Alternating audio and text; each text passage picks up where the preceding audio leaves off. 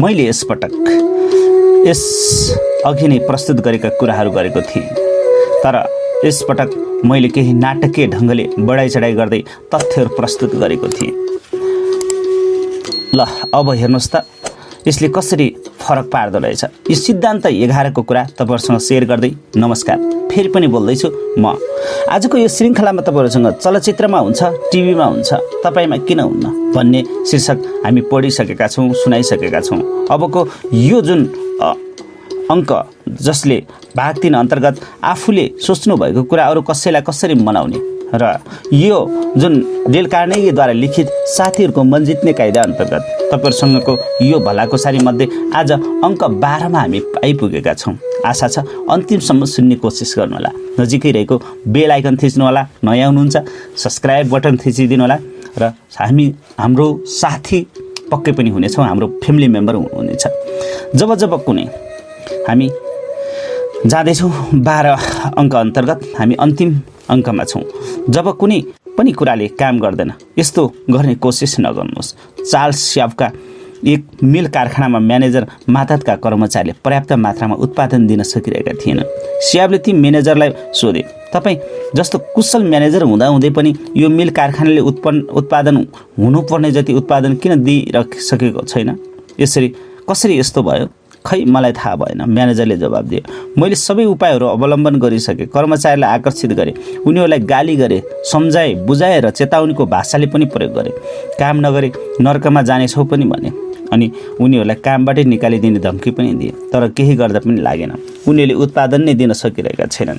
यो कुरा दिनको काम गर्ने समय सकिएर साँझको समय सुरु हुने बेलामा भइसकेको थियो। स्वाबले म्यानेजरसँग एक टुक्रा चक मागे अनि सबैभन्दा नजिकको कामदारले सोधे, आज दिउँसो कति काम भयो? 6 वटा। केही नबोली स्वाबले चकको मद्दतले भुइँमा ठुलो अक्षरमा 6 लेखेर त्यहाँबाट हिँडे। रात्रिकालीन शिफ्टका कामदारहरूलाई आउँदा भुइँमा लेखिएको 6 अङ्क देखेर अचम्म मान्दै यो के हो भनेर सोधे। दिनका कामदारहरूले बताए, ठुला हाकिम आएका थिए, उनले कति बनायो भनेर सोधेका थिए। हामीले 6 भने उनले भुइँमा 6 लेखेर हिँडे। भोलिपल्ट बिहान फेरि स्याफ मिल कारखाना पुगे। रात्रिकालीन कामदारहरूले त्यस 6 अङ्कलाई मेटेर मात्रै आकारको साथ लेखेका थिए। जब दिनको कामदारहरू आए त्यहाँ उनीहरूले 7 लेखिरहेको पाए। उनीहरूलाई रात्रिकालीन समूहले आफूलाई दिउँसो समूहभन्दा असल ठान्छन् भन्ने सोचे। रात्रिकालीन समूहलाई तिनीहरूको भन्दा 1-2 बढी लेखेर कसरी देखाइदिन पर्यो भन्ने ठानेर सबै समूहका सदस्यहरूले उत्साहपूर्वक गरे। बेलुका फर्कने बेलामा उनीहरूले अझ ठुलो आकारमा 7 को ठाउँमा 10 लेखेर गए। यसरी काममा सुधार हुन थाल्यो। केही समयको अन्तराल नै त्यो सबैभन्दा कम उत्पादन गरिरहेको मिल कारखानाले अन्य त्यस क्षेत्रमा सञ्चालित कारखानाहरूभन्दा बढी उत्पादनहरू दिन थाल्यो। आखिर यसको कारक के थियो? त्यसको सिद्धान्त चार्ल्स श्याबकै शब्दबाट सुनौ त। कसैबाट कुनै काम लिनु छ भने उनीहरूमा प्रतिस्पर्धाको भावना जगाइदिनुहोस्। मेरो मतलब जसरी पनि अगतिलो पैसा कमाउनको लागि सकिने र गरिने अस्वस्थ प्रतिस्पर्धा होइन, उनीहरूको उन्नतिको चाहनाका बीचमा प्रतिस्पर्धाको स्थिति सिर्जना गर्छ। राम्रो काम गर्ने, उन्नतिको चाहना, चुनौतीलाई स्वीकार गर्नु, यी यस्ता चिजहरू हुन् जसले मानिसहरूलाई उत्साहित बनाई काममा दुविधा हटाउँछ। अमेरिकी राष्ट्रपति थियोडर रुजवेल्ट चुनौती बिना राष्ट्रपति बन्न सक्ने थिएनन् होला। रफ राइडर रहेर परिचित अमेरिकी सेनाको एक टुकटीको सदस्यबाट भर्खरै क्युबामा फर्केका रुजवेल्टलाई न्युयोर्क सिटीको गभर्नर पदमा उम्मेदवार बनाइदियो। तर विपक्षीले रुजवेल्ट न्युयोर्कका आधिकारिक निवासी थिएनन् भन्ने थाहा पाए। यसबाट डराएर उनले आफ्नो उम्मेदवारी फिर्ता लिन चाहे। त्यही बखत रुजवेल्टलाई न्युयोर्कका सिनेटर थोमस कोलियर प्लाटले चुनौती दिए। 81 रुजवेल्टतिर फर्केर उनले उत्साहपूर्वक आवाजमा सोधे, के सान जुवार्ड हिलको हिरो काँतर नै हो त?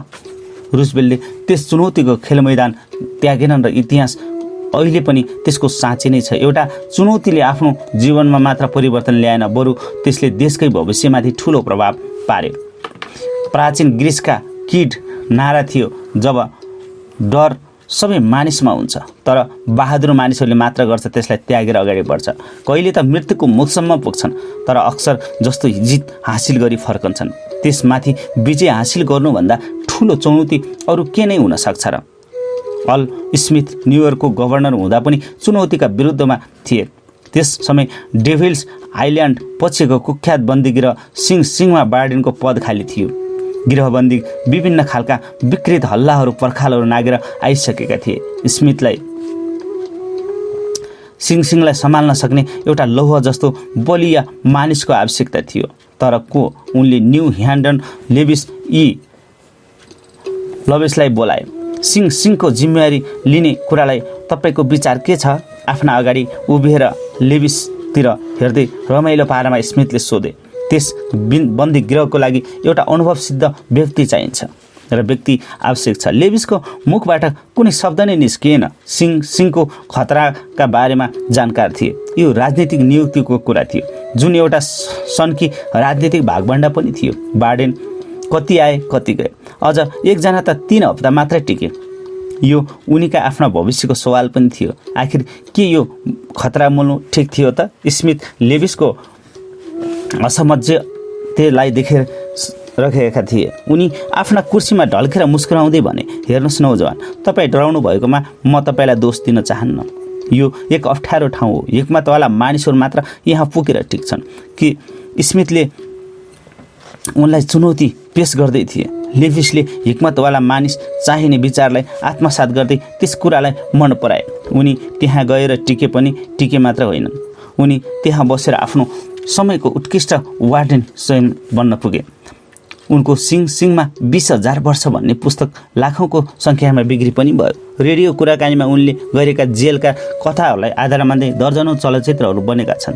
जेल सुधार कार्यमा अपराधीलाई पनि मानवीय व्यवहार गरिनुपर्छ भन्ने धारणाले जेल सुधारको लागि एउटा कोसेढुङ्गा साबित भएको छ। फायरस्टोन टायर एन्ड रबर कम्पनीका संस्थापक हार्वे एस फायरस्टोनका अनुसार पैसाले राम्रा मानिसलाई काममा लगाउन र टिकाइराख्न सक्छ भन्ने मैले आजसम्म देखेको छैन। चुनौती नै प्रमुख आकर्षक हो भन्ने मलाई लाग्छ। फ्रेडरिक हर्जबर्ग मानव व्यवहारका महान विचारक थिए। उनले पनि त्यस कुरालाई पूर्णतः समर्थन गरेका थिए। उनले कारखानामा काम गर्ने मजदुरदेखि माथिल्ला दर्जाका कर्मचारीहरूसम्म हजारौं मानिसहरूको कामप्रति देखाउने व्यवहारबारे गहन अध्ययन गरेका थिए। तपाईलाई के लाग्छ, उनले आफ्नो कामको लागि प्रोत्साहन गर्ने सबैभन्दा प्रमुख प्रेरक तत्त्व भनेर के कुरा पत्ता लगाएका थिए होलान्? पैसा, काम गर्ने वातावरण, अतिरिक्त सुविधा? बिल्कुलै पनि होइन। मानिसलाई प्रेरणा जगाउने प्रमुख कारक तत्त्व स्वयं काम नै थियो। यदि काम उत्साहजनक र रोचक छ भने मानिस त्यो काम गर्न प्रेरित हुन्छ र उनलाई काम गर्न जाँगर आउँदो रहेछ। त्यसैले मानिसलाई राम्रोसँग काम गर्न प्रोत्साहित पनि गर्दो रहेछ। हरेक सफल व्यक्तिले रुचाउने विषय हो आनन्द, आत्म अभिव्यक्तिको अवसर, आफ्नो महत्त्व दर्शाउने मौका, उन्नति गर्ने र जित हासिल गर्ने आकांक्षा। यसै कारणले विभिन्न प्रतिस्पर्धीहरू हुने गर्छन्। उत्कृष्ट बन्ने चाहना, आफू महत्त्वपूर्ण बन्ने चाहना।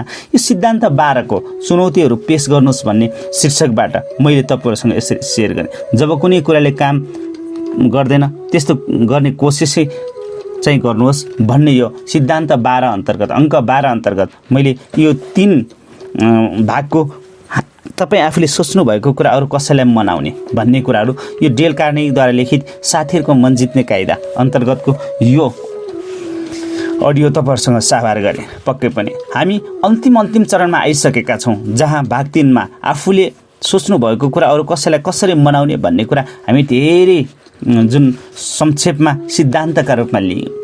त्यो मात्र होइन, अङ्कका रूपमा 12औं अङ्कसम्म हामी पुगिसक्यौँ। आजको यो श्रृङ्खला तपाईँहरूलाई कस्तो लागिराखेको छ? पक्कै पनि अगाडिबाट अहिलेसम्म विभिन्न टिप्सहरू मार्फत र विभिन्न सार संक्षेप मार्फत, सिद्धान्त मार्फत तपाईँहरू यहाँसम्म आइपुग्नु भएको छ। मैले अन्तिममा सार संक्षेपका कुराहरू गर्दैछु। पक्कै पनि यी कुराले तपाईँको जीवनमा केही परिवर्तन ल्याओस् भन्न चाहनुहुन्छ भने पक्कै पनि यी कुराहरू सुन्नुहुनेछ र आफूलाई आफ्नो जीवनमा लागू गर्नुहुनेछ।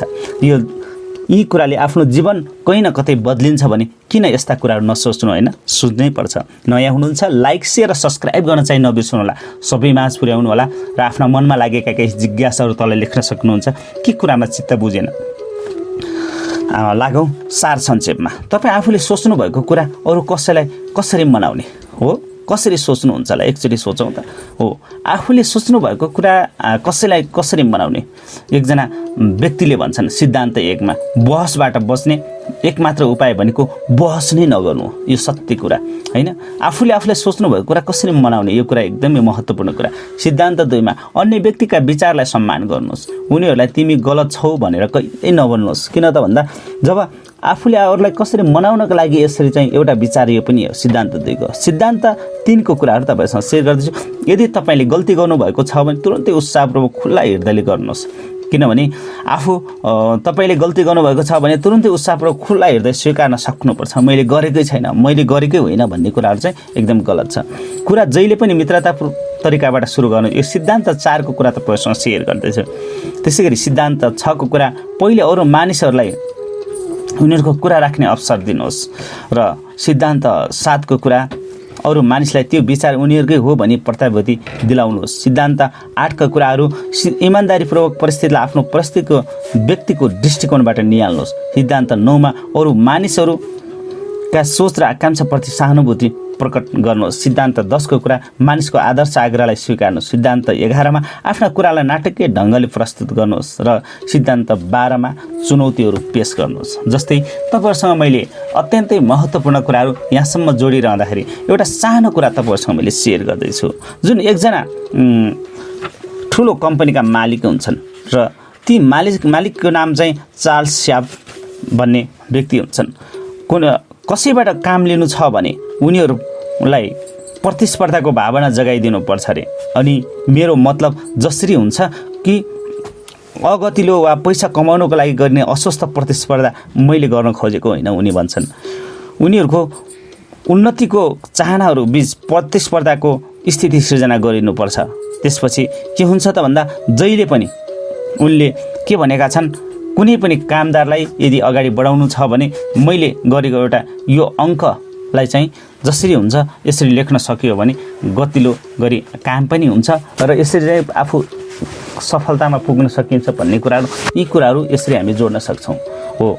त्यसैले भोलिपल्ट बिहान जुन स्याबले मिल कारखानामा पुगिसकेपछि उनले रातिकालीन कामदारहरूले कति काम गरेका छन्, दिउँसो गर्ने कामदारले कति गरेका छन् भनेर उनी सोध्छन्। तर काम चाहिँ एकदमै लो थियो, घाटामा थियो कम्पनी पनि। त्यसपछि उनले केवल राति ड्युटी गरेर फर्कने जुन कामदार हुन् उनलाई कति गर्यो त भन्दा, कतिवटा बोरा जुन मैदा सिद्ध्यायो त, एउटा मानौँ न चाउमिन फ्याक्ट्री हो, कतिवटा बोरा मैदा सिद्ध्यायो त। त्यसपछि उनले भन्छन् 6 बोरा, ल 6 लेखिदेऊ। र जब दिउँसो काम गर्ने कामदारहरू फेरि त्यो कम्पनीमा छिर्छन्, कम्पनीमा छिरिसकेपछि त्यसो हेर्छन् त्यो 6 लेखेको अङ्क मेटेर उनले 7 अङ्क लेख्न पुग्छन्। त्यसपछि 7 लेखिरहेको अङ्क फेरि राति जुन ड्युटीमा जाने व्यक्ति थिए उनले 10 अङ्क लेख्छन्। अनि बिस्तारै त्यो काममा सुधार भएको कुराहरू त्यसरी पाइएको थियो। र जब त्यो काममा सुधार मात्र थिएन, जहाँ कम्पनी सबैभन्दा फर्स्ट रूपमा काम आइराखेको थियो, उनीहरूले काम गरेको निकै फाइदामा थियो मित्रहरू हो। कुनै पनि कामहरू गरिरहँदा, कुनै पनि काम कुराहरू गरिरहँदा हामी सफलतामा कसरी पुग्न सक्छौँ त? यो सफलताका लागि हामीले के गर्नुपर्छ त? ती सफलताका लागि हामीले गर्नुपर्ने काम के त? यी यावत कुराहरू त पक्कै पनि हामी यसरी जोडिनै पर्छ। जहाँ हामीले पुस्तकबाट के पायौँ अथवा पुस्तक नपढेर के पायौँ त? पुस्तक नपढी के पाइन्छ त? होइन, यस्ता कुराहरू पक्कै पनि हुने गर्छन्। अबको आउँदो श्रृङ्खला हामी भाग 4 अन्तर्गत मानिसको मन नदुखाई उसलाई बदल्ने तरिका हामी आउनेछौँ। पक्कै पनि सिरियल बाई सुन्ने कोसिस गर्नुला। कुनै पनि कुरा अन्तिमसम्म सुन्ने कोसिस गरियो भने नयाँ कुराहरू जान्न सकिन्छ, नयाँ ठाउँहरू बुझ्न सकिन्छ र नयाँ सिपहरू सिप्न सकिन्छ। त्यसैले मित्रहरू, यो डेल कार्नेगीद्वारा लिखित साथीहरूको मन जित्ने कायदाको हामी भाग 3 हामी सिद्ध्याइसकेका छौँ। यी सिद्धान्त अन्तर्गत 11-12वटा सिद्धान्त जुन भयो अन्तिमसम्म हामी आयौँ हो। आजको यो श्रृङ्खला तपाईँहरूलाई कस्तो लाग्यो? जस्तो लाग्यो उस्तै प्रतिक्रिया दिनुहोला। हामीले राखेका केही महत्त्वपूर्ण कुराहरू तपाईँका वालसम्म आउनु भन्न चाहनुहुन्छ भने सब्सक्राइब गर्न चाहिँ नबिर्सनुहोला, लाइक सेयर गरिदिनुहोला, मनमा लागेका जिज्ञासा लेख्नुहोला, सबैमाझ पुर्याउने कोसिस गर्नुहोला भन्दै आजको यो श्रृङ्खलाबाट बिदा हुन्छु। हवस् त, नमस्कार, शुभरात, शुभ पल, शुभ दिन। हजुर सबैको जय होस्।